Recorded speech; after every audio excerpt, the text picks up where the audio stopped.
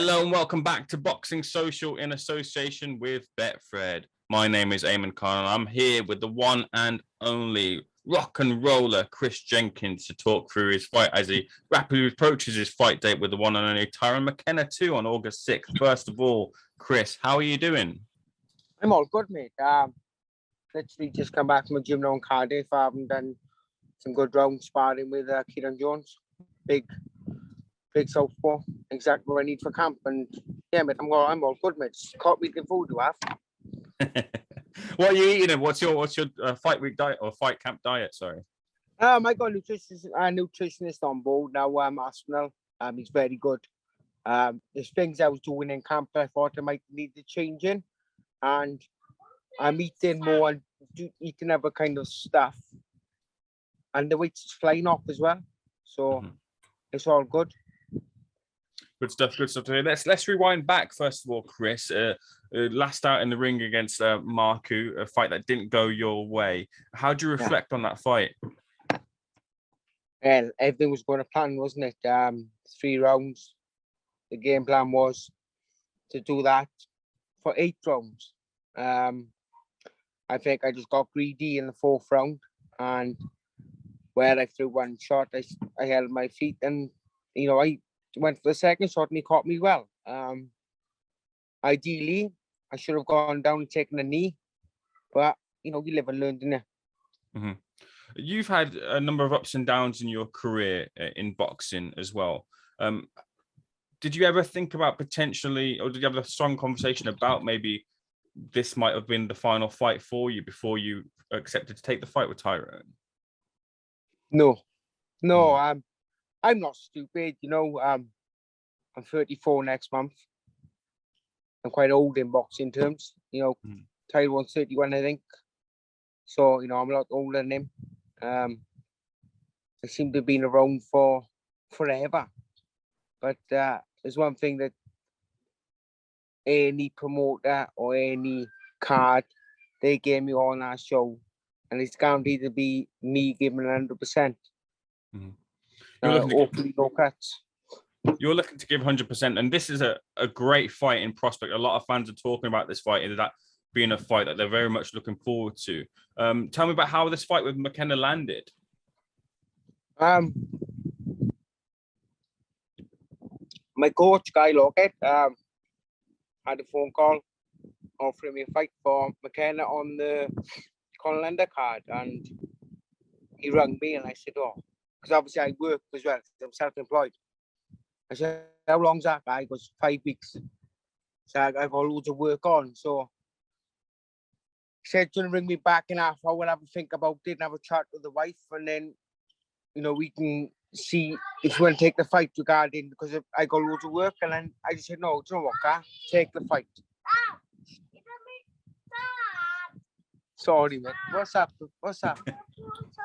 Yeah. Can I have 2 minutes, please? Thank you. Yeah, basically that's what happened, and I took the fight. What do you make of McKenna as a fighter? He's obviously someone who's been in all action fights. He always brings it as well. So this, like I mentioned, a lot of people are talking about this fight as a really good fight, but him as a fighter, from your own eye, as a boxer yourself, what do you make of him? To be honest, I haven't seen much of him. I know he's a character outside the ring. He likes to go crack like myself, just down to earth people, and he just loves fighting, and we're always in good fights. I know he's only lost to 3 top quality fighters, so he hasn't lost to no mug, and I think it's going to be a really good fight, and it's going to be probably cuts because he cuts and I cut. But let's just hope it goes past the 4 rounds. For sure. Is there any extra pressure on yourself that you feel on your shoulders? Like we mentioned about the Marku defeat, but back-to-back defeats for any fighter in boxing is never good. So do you feel any extra pressure coming into this one? No, mate, to be honest with you, I thrive on the pressure,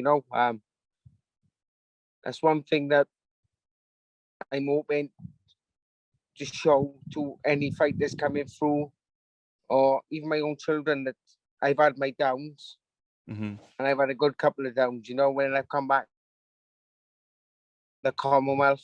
I defended it.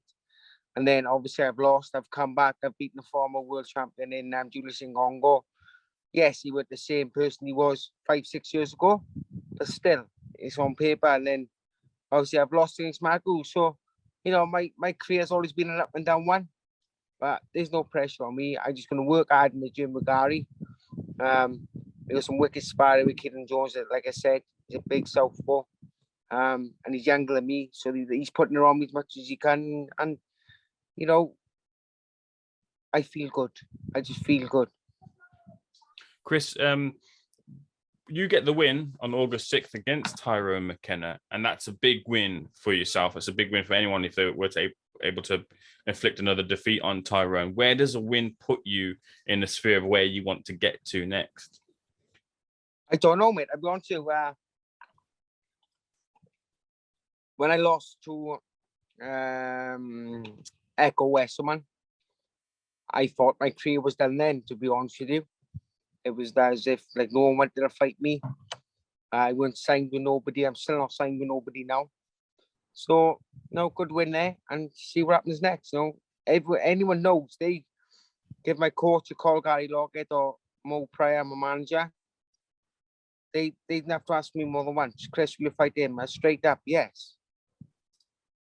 Because I just like fighting, and this will be your end all, really. I just love scrapping. Mm-hmm. Do you feel that like the weight difference between yourself, him coming up and you being a much more natural welterweight will play a factor into the fight? You don't know. You know, I've got a nutritionist on board now. I'm always fit. I've been in these fights and I'm always fit. I always make my weight good. I may look skinny making the weight, but we don't cut no corners and we do everything the right way. Back probably before I joined Guy Lock this year, I was probably making weight wrong for when I boxed Tyrone Nurse, and it showed in the fight. So, but not really, mate. I don't think that it make a difference. Him coming up, he probably make the weight easier than what I do, but the weight will be made from both ends. Chris, I want to get a couple of thoughts on a couple of things before I let you go. First of all, sticking with the welterweight division, on this very same night, a fight I assume you'll be looking to watch after you hopefully get your win, and your perspective is McKinson taking on Virgil Ortiz. What do you make of that fight? I just think that Michael McKinson is just underrated.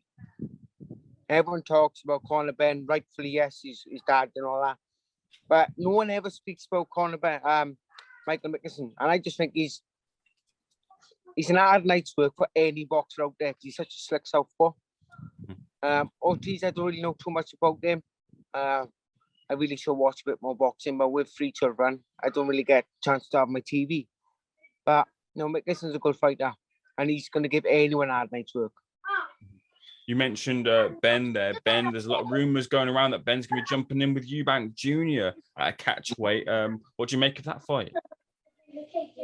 If it brings them money, it brings them money. If I was in their shoes, would I do it? Wouldn't I do it? I don't really know. You could say that Conor Benn might have the advantage of moving up, but Chris Jr. is moving down the weight, and he can bang as well. So it'd be interesting. You know, hopefully they both get paid, and you know they both come out healthy at the end of it. Since you were last out, Joe Cordina went out and fought Kenichi Ogawa, and he captured the world title. Welshman, just like yourself, winning the world title. It must have been a great moment for you to watch Joe capture the title, and for Wales too. Wow, mate, what a shot. I was sat in my kitchen on the table with a cup of tea, chilling with the wife, watching it. The boys are in the living room watching TV, and the shot went in, and I slammed I slammed the table. Yes! And then my boys running, Dad, is everything all right? I say, sorry, son, sorry. It's a proud moment for all of boxing, but especially the Welsh fighters, you know, because with Joey doing that now, he's going to bring the big shows back to Cardiff. And what a shot, you know. There's many Welsh fighters, or there's many champions who've won world titles, but in that fashion he done it, how we set up, and it was game over. He just set him up for it, and it's probably one of the best knockouts I've seen in many years. Is that what we've been waiting for in terms of Welsh boxing perspective? That big win, another title being bought, and that can boost Wales and people from Wales wanting to box again. Oh, most definitely. You've got Lauren Price, obviously, a new Olympian. She's turned with boxer, so boxer's going to get some shows. Like I was lucky to fight on their show in Cardiff. So yeah, you know, it gives hope for all the grassroots fighters, the small hall shows, and no, it's just a great thing for Welsh boxing. And no, there's not many. I think he's the 13th Welsh world champion. So whatever happens, it's gone down in history, and you know, credit to him. And he's lived the life, and he's reaping the rewards now, and well deserved. Down the line, he'll look to have a fight with Stevenson, which will be a great fighting prospect for boxing fans. How do you rate Joe's Cordina's chances against someone like Shakur? Yeah, every chance. He's a world champion, don't get me wrong. No fight is going to be easy defending the title of boxing for it, but the punch power he has, I think he'll be the underdog, wouldn't he? Because I think Stevenson's very well spoken, and he's out there, and he's a bit loud and proud. So, you know, Joey just takes in his stride, and I think it'll be an interesting fight. But you got it back, Joey. I'll leave the final word with you. You're back out, Tyrone McKenna, August 6th. What can people expect to see from you when you step through the ropes, Chris? Same old rock and roller. I won't be I'll be going out there, and I'll just be putting on the best of my ability. At the end of the day, I'm confident in my ability. I'm confident how camp's going.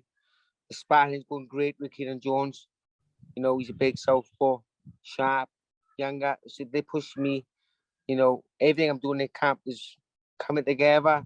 The weight's looking good. So expect a great night's work and a great fight between myself and McKenna. Chris, as you said, that was the final question. Just one quick one's popped into my head. That's in Belfast. Tyrone McKenna, Mick Conlon. That atmosphere at the arena is going to be something special. Yeah, I boxed out there against Paul Sutcliffe Jr. a good few years ago, 10 round, and the crowd are crazy. You know, you think the Welsh crowd are crazy. Belfast a different gravy, but they're good people. They love their boxing. They get behind their own. So it's gonna be a great night. You know, it's gonna be goosebumps on my neck. They'll drive me and make me want to work even harder. Chris, it's been a pleasure speaking to you. Thank you so much for speaking to Boxing Social. I wish you all the best on August 6th. No worries, mate. I appreciate the phone call and the interview. And can I just say a big shout out to Eastside Waste Management, Luke Jefferson. He's come on board with new sponsorship, and hopefully a few more come on board now, but can't wait now, August the 6th. No worries. Looking forward to it. We'll catch up again after August 6th too, Chris. Thank you so much. Oh, man. Take care, buddy. Cheers.